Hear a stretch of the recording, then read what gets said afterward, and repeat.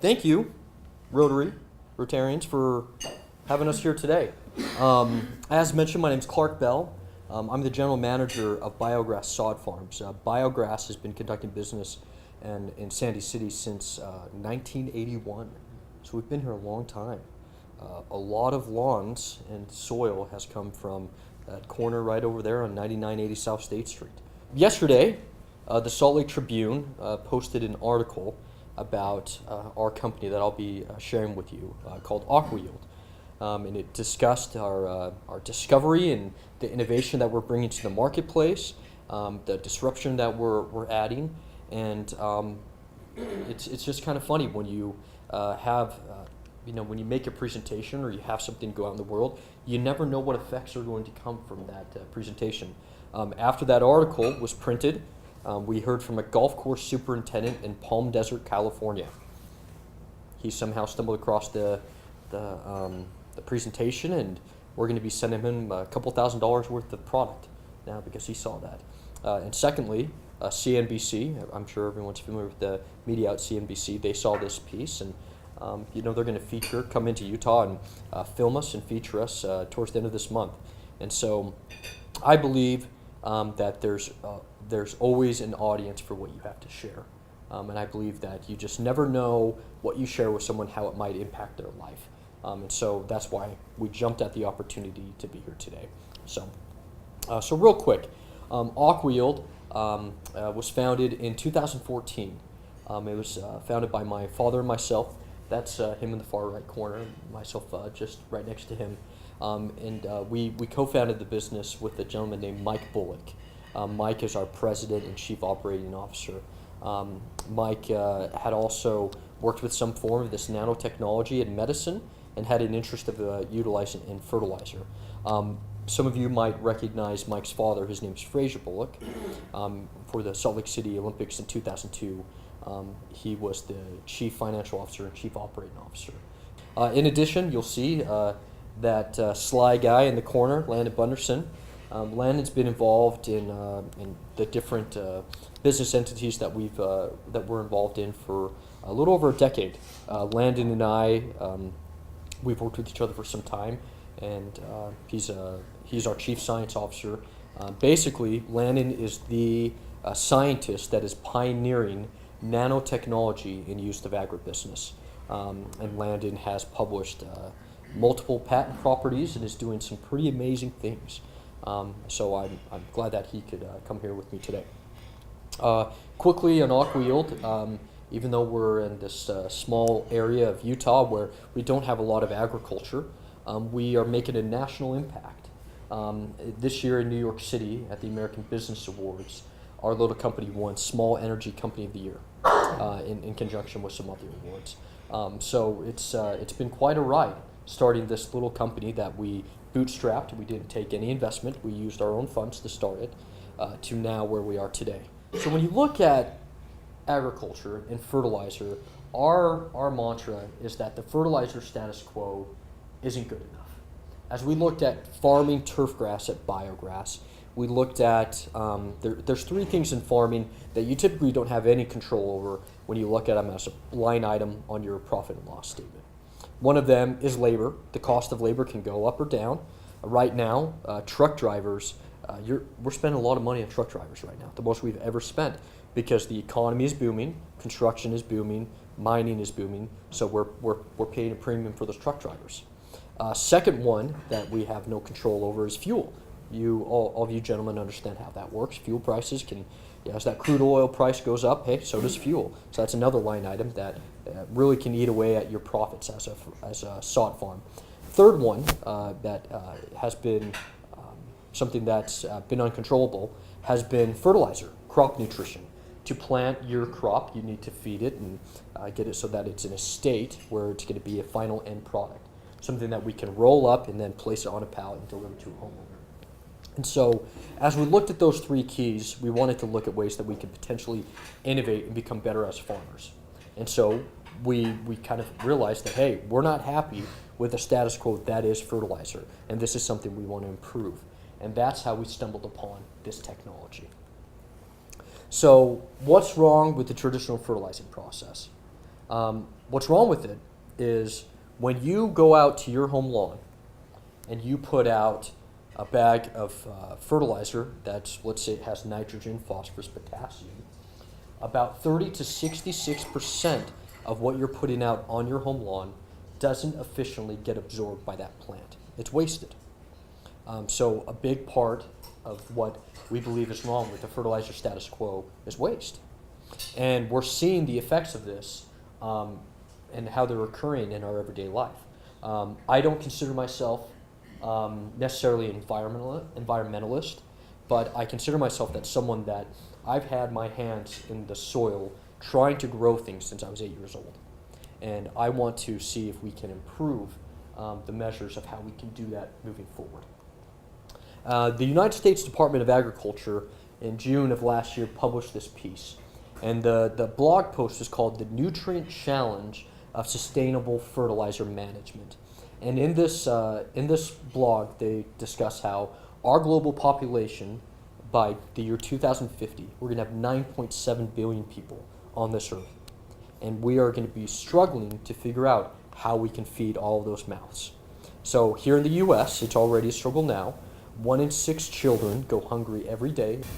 And when you look at a global scale, when you see all these emerging countries, China, India, where they're just growing substantially, it's going to be very hard for us to have crops to feed these people.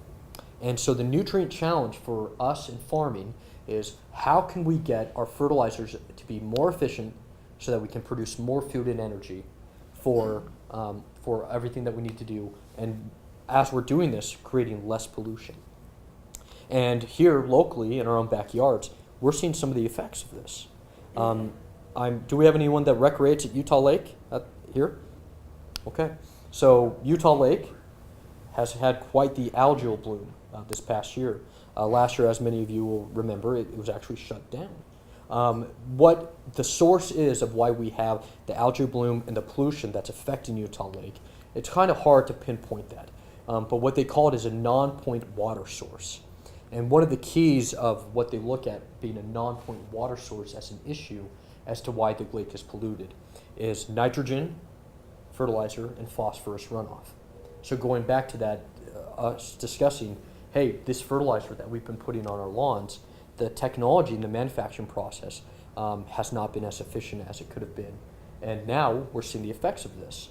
I read an article 2 weeks ago. One of the individuals from the Department of Wildlife Resources discussed that they judged how many people actually got onto Utah Lake on a Saturday, and they counted 20 boats. That's quite a reduction in our recreation. We're not able to enjoy some of our resources as well. So we believe this is a problem. So I believe that agriculture is at a crossroads, and we're looking at which way we should go. And this is affecting everyone from the farmer to the supplier to what the farmer needs to the end user. Us, we all partook of some delicious vegetables and had a great salad and a chicken, and all of those things that we ate here in this meeting, that came from a farm. And so what are the challenges that we're dealing with? Well, we believe the status quo is consolidation continues and the industry is getting bigger. In this past year, in the past 2 years, ChemChina consolidated and purchased Syngenta. DuPont and Dow have now merged and now Dow DuPont. Bayer has just recently purchased Monsanto. So these monster companies that are very responsible for the supply chain of how we get these chemicals that feed our crops so that we can have the most nutritious and delicious sustainable food are being controlled by monster companies. And this consolidation, it's also affecting us on a low level. And by low level, these are also big companies, but we're talking agriculture retailers. Some of the largest ag retailers are now starting to purchase companies like Valleywide Agronomics, which is up in Idaho. They're like the equivalent of Intermountain Farmers Association. They were purchased and consolidated by Winfield United. So this is a trend that's happening in agriculture, and at the end of the day, all farmers believe that due to this consolidation, they're not going to be paying less for what they've purchased in the past. All they see is pricing going up. So in addition to that, they see that farmers are just price takers. They aren't effectively able to manage their pricing due to this consolidation. Secondly, farmers have an information and access disadvantage. The information that is out there is typically being privately held by some of these large conglomerates. Third, there's also land and farm consolidation. As I look at the Salt Lake Valley and I see what's happened, I live in South Jordan. I live in an area that used to be a farm. Well, it's now all homes. Salt Lake in Utah, we now only have about 1 million acres of agriculture that we use to produce all of the crops that are imported or exported out of our state. And that has changed from when it was 2.7 million acres in the year 2000. So it's taken 17 years for us to have that decrease by 1.7 million acres of farmland. Another issue with the status quo is there's no local entrepreneurs to support local farmers for them to do a better job. It's all coming from national companies that are, in some bigger city. No local entrepreneurs or technologies to support them. There's institutional Wall Street that is landowners that is renting out the land to specific farmers. So those rent prices are going up, and so harder for these farmers to pull a profit. And there's now little left for the family farms that are available. Currently, there's 2.1 million farms in the U.S., and 99% of those 2.1 million farms are family farms. So family farms are the backbone of United States of America agribusiness. So what do we believe at Aquawield is the right road? We believe that the right road is more competition and options, more local businesses, more opportunity. Farming options should be independent and entrepreneurial. Biograss, we purchase all of our units from Intermountain Farmers Association or from Aquawield, local independent businesses that are helping us farm our crops better. We believe that the right road is that there's an information advantage that's given to growers. We shouldn't be beholden to somebody conducting a test on our farm, and in order to find out what those test results are, we have to purchase something. That is something that is happening in farming. We believe that there's an ag service ecosystem, that everything should work holistically and together. We believe that the farm economy needs to turn into a sharing economy where we can utilize different tractors. We can look at some of the different assets that other people are utilizing together. Lastly, we believe there's and the right way for agriculture is that it needs to be with thriving local economies and communities. As I'm sure many of you experience, some of the rural communities in Utah, they're not thriving like they used to because farming has been pushed out.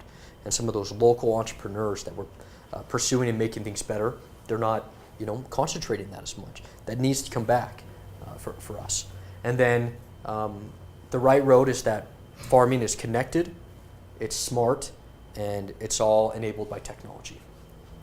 So our answer in that piece of the puzzle with Aquawield is that we believe that we've brought the future of farming through utilizing nanotechnology to make fertilizers more efficient. So what is nanotechnology? Nanotechnology is something that's been around since 1968. It's widely used in manufacturing, textiles. It's been rather commercialized. If anyone woke up this morning and has some physical ailment, most likely you took some type of prescription or vitamin that utilizes nanotechnology and controlled delivery system to have that little tiny pill to feed your 180-pound body. So nanotechnology has been around for a long time.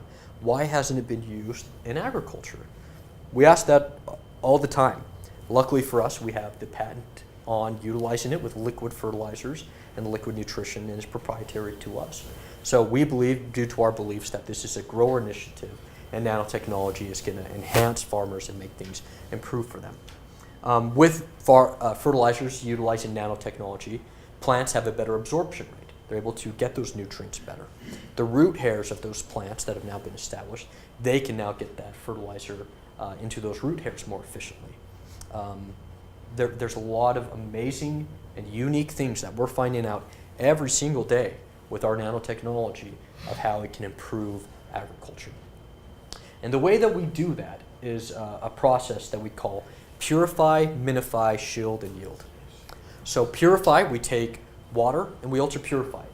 We get it so that all the impurities are removed, so that it's going to be able to be delivered better with our nanoparticles.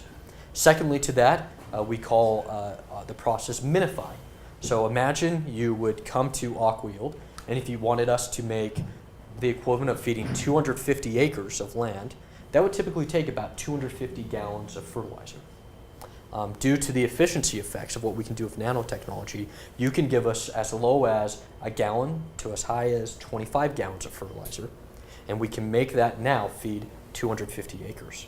So by us going through this nanotechnology process, creating nanoparticles, and then them going into combination of that purified water, that's how we create what we call the nanoshield, and that's how we are getting things to be delivered much more efficiently. And the end result, as we'll showcase here, is there's better yield. At the end of the day, a farmer only has X amount of land that he can grow on. He can't go and buy another corner store on the market. He can't distribute more areas. Typically, fixed amount of land that they can grow on. Biograss sod farms. The key for us is if we can yield more on that land. And that is also the key and the name of the game with all farming in the U.S. And so, by utilizing nanotechnology and AquaYield's patented and proprietary system, farmers are able to use less and yield more. Rarely does the less expensive option actually mean that it's a better option, but in most cases, the utilization of our technology is a lesser expensive option for farmers to utilize. So, it's something that we believe we've created a win-win-win. It's a win for the community, it's a win for the customer, and it's a win for the crop. And to give you an idea, Biograss sod farms, I'll use our local company as an example. The first time that we trialed this technology, we would typically put out 125 gallons of phosphorus to grow our crop. We reduced that down to about 15 gallons to grow that same type of crop, and that crop was grown 6 months sooner, or 3.5 months sooner than the typical regular way, and you can see the difference of using 125 gallons to 15 gallons. So much more efficient, less waste, and much more opportunity there. So I don't think this is a left side of the aisle issue or right side of the aisle issue. I think everyone has to recognize we only have limited resources, and there's only so much that we can do with the crops and ways that we've gone about things. And so if we can utilize technology to enhance our everyday life, why wouldn't we want to utilize that? So when you look at AquaYield, we like to say nanotechnology, mega results, farmer tested, earth approved. And there's less waste, there's greater crop yields, fertilizer costs go down, plant nutrient uptake has increased, a faster growth cycle, plants are able to germinate at a faster and higher rate, and then lower labor costs because there's less time in the field due to the crops growing quicker. So it's certainly, we believe that AquaYield is a grower initiative. There hasn't been a time that we've been able to sit down with a grower, and they're all skeptical because they're used to sitting down with snake oil salesmen or, hey, I'm your farmer, I've got the latest, greatest thing that's going to save your farm. They're used to hearing that. But when they try our materials out and they actually put it out correctly, there hasn't been a time when we haven't had someone come and return and be a repeat buyer. So it's been very promising for us, and we're very excited about that. So I'll highlight two farms in closing. Sorrells Grove, we have a thriving business in Florida. In Florida, they have what's called HLB, which is a bacteria that's infecting orange trees. Essentially what's happened over the past 7 years is the yields of these orange trees have decreased by anywhere from 5 to 10% year after year after year. So I discussed those family farms and how they're really getting the squeeze. Most of the family farms in Florida that for up to 9 generations have grown citrus, and that's been a big part of their heritage. A large percentage of those are now no longer able to grow citrus because of this bacteria. Our technology has been something that's been able to alleviate this bacteria because we can get nutrients into the metabolism of the plant, and they're seeing much better results. So Steve Sorrells is a grower. Steve has been doing citrus caretaking, growing for upwards of 50 years. He has 5,000 acres, so he's been utilizing for some time, and he's been an AquaYield user since 2015. And as Steve put it, his challenge was that he had persistent fertilizer inefficiencies. He would put something out, as we showcased earlier, and he wouldn't get the end result. He wanted to get it so that his groves could uptake everything that he's putting out more efficiently, so he could have that problem solved. And so, thanks to AquaYield, Mr. Sorrells now sees that he believes that his crops are now getting 95% of the nutrients actually into that tree. And also, what's amazing is in 2016 alone, last year, he saw an increase to his bottom line by $2 million. $2 million increase in his bottom line due to him adopting this technology and seeing those results. So it's been just a game changer for him, and he's very excited. As Steve says, I've been in this industry since 1972. Since then, there hasn't been a year that something didn't threaten to put the citrus business out of business. It's all about yield. A tree has to look better before it produces. With AquaYield, our trees are now looking better, like they'll produce better. I'm optimistic and hopeful that our family business will make it to the next generation. AquaYield gives me hope that my family will have a future in citrus production. So that's why AquaYield does what we do, is we look at these family businesses just like him, and we want to help support them so that they can have that next rate. Another group we've worked with has been Del Monte. They're a household name. I'm sure in all of your homes there's some type of Del Monte produce either in your fridge or on your counter. 115th largest public company in America. Del Monte, with their melon production in Arizona, we were able to utilize and work with their phosphorus so that they could have much better results. And the results speak for themselves. This last harvest, which was that June? Late June. Yeah, late June, yeah. We were able to showcase that a decrease in his phosphorus went down from $75 an acre to $30 an acre. So he utilized much less material putting out due to our technology. And then he had an increase in his yields with his cantaloupes. He went from having 550 boxes of cantaloupes an acre to seeing an increase of 750 boxes an acre, so 35% increase in yield. So his costs were decreased and his yields went up, so he's now producing and making more profit. And then secondly to that, his honeydew boxes went from 800 boxes to 1,300 boxes the acre, so a 64% increase in yield.